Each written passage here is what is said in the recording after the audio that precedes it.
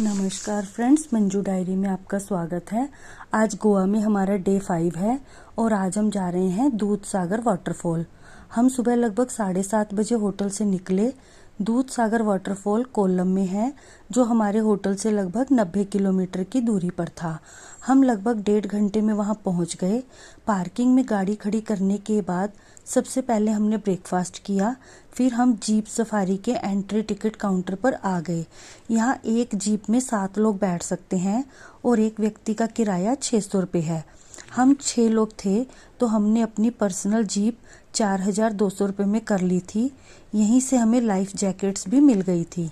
यहाँ आपको पैसे कैश ही देने होते हैं क्योंकि यहाँ सिग्नल्स नहीं आते। ये एरिया फॉरेस्ट डिपार्टमेंट के अंडर आता है। 1 किलोमीटर ड्राइव करने के बाद फॉरेस्ट चेक पोस्ट आ गया था। यहाँ फॉरेस्ट एंट्री फीस पे करनी होती है, जिसके चार्जेस 259 रुपीज़ पर पर्सन है।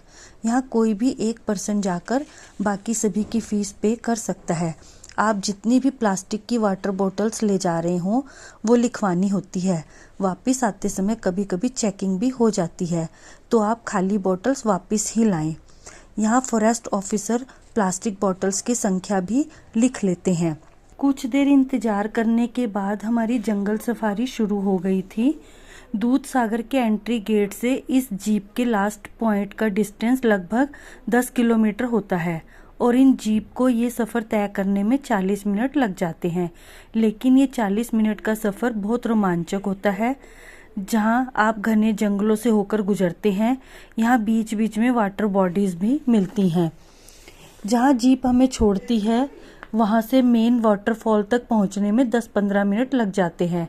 जीप ड्राइवर आपको 1.5 घंटे का समय देते हैं। यदि आप 1.5 घंटे में वापस नहीं आते तो उसका एक्स्ट्रा चार्ज होता है। आपको अपनी जीप का नंबर याद रखना होता है क्योंकि वापस भी उसी जीप में जाना होता है। 15-20 मिनट का ये ट्रैक काफ़ी मज़ेदार होता है।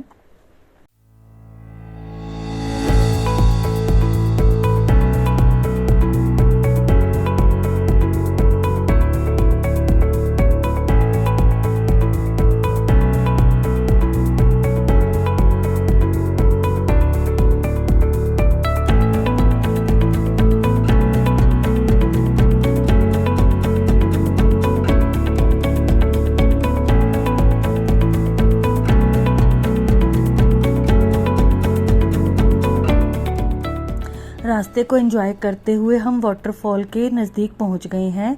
यहाँ सामने आप दूध सागर का रेलवे ब्रिज भी देख सकते हैं, जिसे आपने चेन्नई एक्सप्रेस मूवी में भी देखा होगा। फाइनली हम लोग वाटरफॉल के पास पहुंच गए। आप लोग वाटरफॉल के नज़ारे देख सकते हैं। इस वाटरफॉल की हाइट लगभग 300 मीटर है। दूर से दूध की तरह दिखने के कारण इस वाटरफॉल का नाम दूध सागर वाटरफॉल पड़ा। यदि आपने यहाँ स्विमिंग करनी है तो एक जोड़ी कपड़े एक्स्ट्रा लाने होंगे। मैं वाटरफॉल में नहीं गई क्योंकि एक तो पानी बहुत ठंडा था, दूसरा जो लोग पानी में गए वो बोल रहे थे पैरों में मछलियाँ काट रही हैं, दूसरा यहाँ पानी काफ़ी गहरा भी था। 1-1.25 घंटा यहाँ बिताने के बाद हम वापस जीप के पास आ गए। यहाँ से जीप ने हमें एंट्री पॉइंट तक छोड़ा। वहाँ से हम अपनी कैब में वापस नॉर्थ गोवा आ गए। नॉर्थ गोवा में लंच करने के बाद हमने होटल जाकर रेस्ट किया। अब शाम को हम मार्केट में शॉपिंग के लिए गए।